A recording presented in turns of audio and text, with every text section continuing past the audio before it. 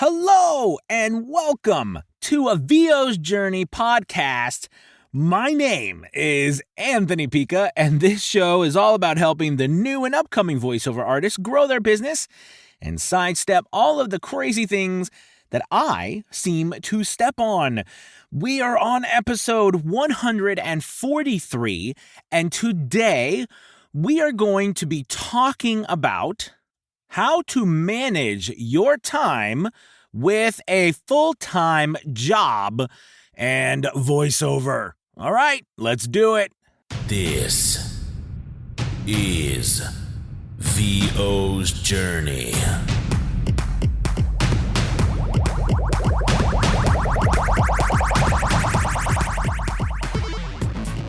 With your host, the incomparable Anthony Pica.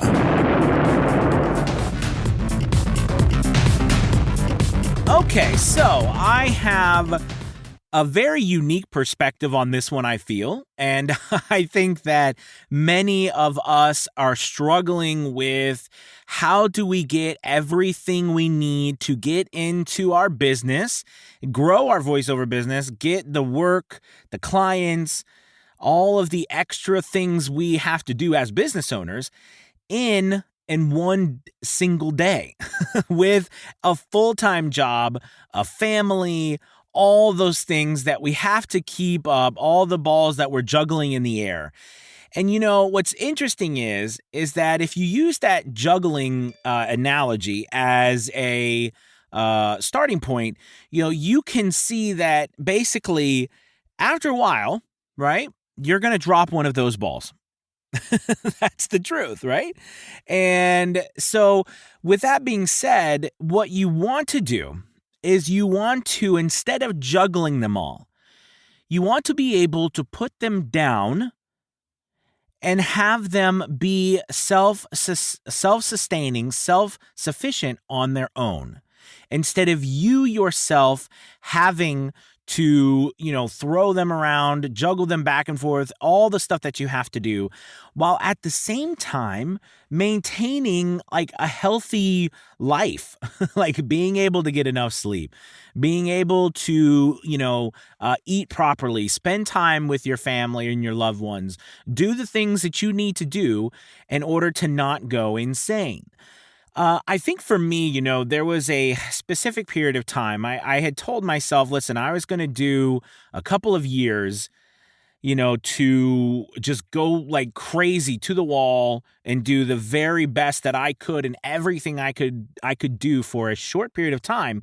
But eventually I knew that I was going to get burnt out. I mean, I knew that I could not sustain the specific lifestyle that I was going through, which at the time was really going on about 3 hours of sleep. I was doing a bunch of different things. And the funny thing is that, you know, I was still getting enough time, and I was getting like 4 or 5 hours a night on my business.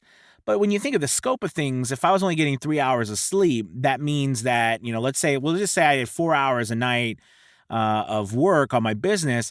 So if you think about that, that would leave 17 hours that I had to do other stuff. And then I had to work on my business. You know what I mean? So that's pretty exhausting. And I know so many of you out there are doing the same thing now, and you are exhausted. And the crazy thing is that it's so easy for me to look back and tell you my story and tell you what I did where now I'm sitting where I am, you know? But the thing is that it's hard to move forward and do all that when you don't have all of the things already accomplished, all of those hours already spent. You're going on faith, right? You're going on faith, or some guy like me telling you that it's going to work out if you just keep trying. And that's hard. I know it's hard. So I wanted to kind of offer some advice about managing your schedule instead of your schedule managing you. Okay? And there's some things here that are important to note first. And that is, there's going to be times where you are going to be doing nothing but trying to find work, trying to find clients, doing everything you can. And then once you do that, and if you do that well, what you'll find out is that you will start to get work, a lot of work, and you won't be able to keep up with it all. In which case, then you'll have to drop something like, marketing, and all the things that you're doing to find clients, right? And because you can't do it all. So, that is something that I want you to be aware of. You know what I mean? That you have to give yourself. So the first thing is you have to give yourself time limits. Meaning that, and I'm not just talking about like one night, you need to give yourself time limits for a night, yes, but you also need to give yourself time limits for a period of time. And then you need to measure that.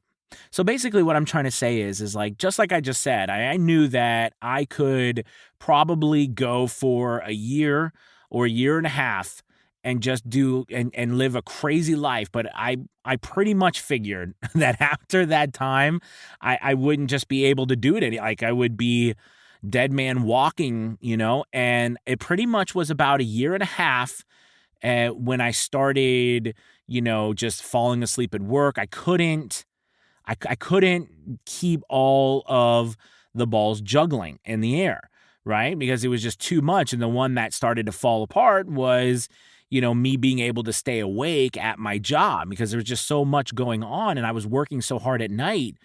And, the funny thing is that for audiobooks, right, we might stand narrate, but most of us sit and narrate.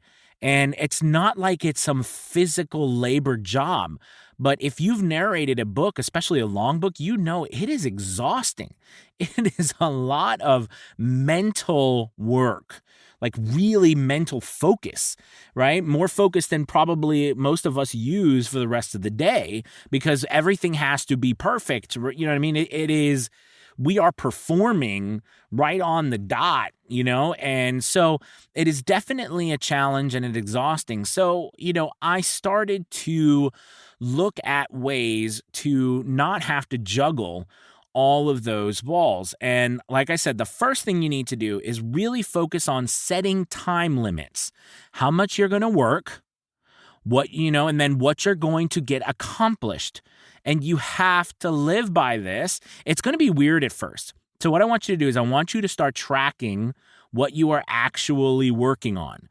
So get a sheet of paper or, get a spreadsheet or whatever, or your phone and simply, or one of those timers, that time with your activities, and, start like religiously timing yourself about when you sit down to work. Maybe, you sat down and you started working on your working on voiceovers.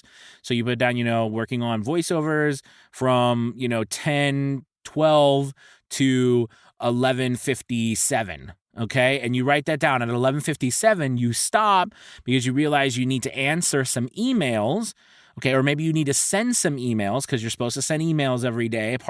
This is according to your plan. So you stop, and from 11:57 to, 12:41, you send 10 emails, right? So you say, send emails for marketing.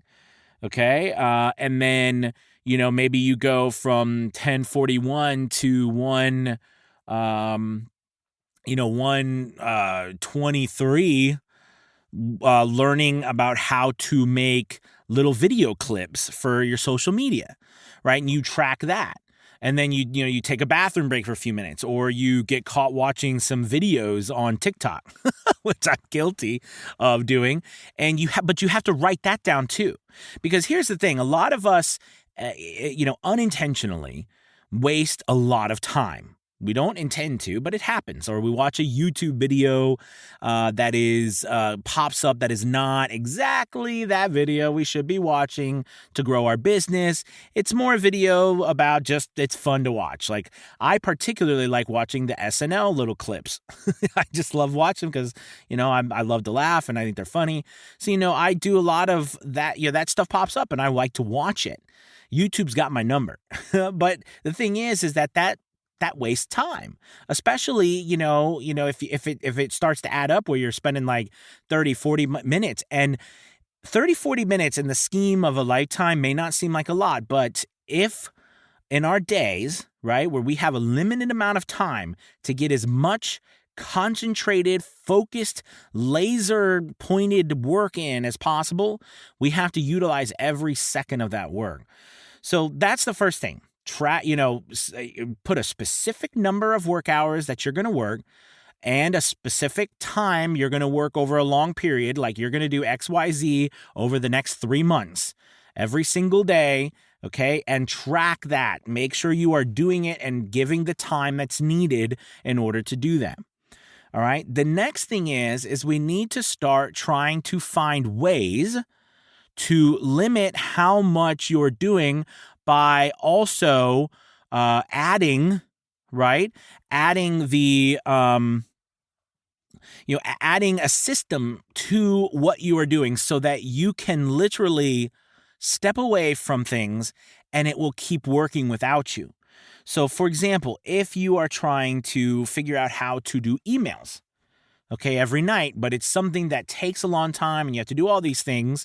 And then on top of that, you started to send these out for a while now and you got to follow up with them because we all know if you don't follow up and you don't follow up and then follow up and then follow up 3 or 4 or 5 times, nothing actually ever happens, right? So, you need to start looking for a program or software or an internet site or a person that can perhaps help you take care of the emails or at least take a lot of that off your plate.